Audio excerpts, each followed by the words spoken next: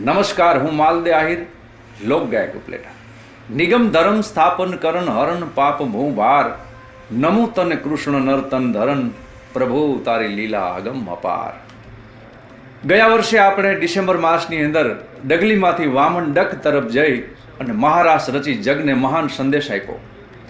ભગવાનની હાજરીનો સૌને અહેસાસ થયો. સૌ ગુણીજનો પંડને પખાળીને પવિત્ર થયા અને ભગવાનની જાત્રા જુવારીઓ એવો સૌને ભાવ થયો. આ વર્ષે 21 અને 22 ડિસેમ્બર એક લોહિયા આહિર મહાબાળ સંમેલન કરવા જઈ રહ્યા છે.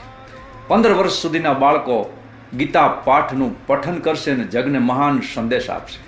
જીવનનો માર્ગ દેખાડનાર ભગવાનના સ્વમુખે રચાયેલી ગીતાજીનું પાઠ કરી બાળકો દ્વારકાની ધરતીને ફળી પંડથી પખાડશે.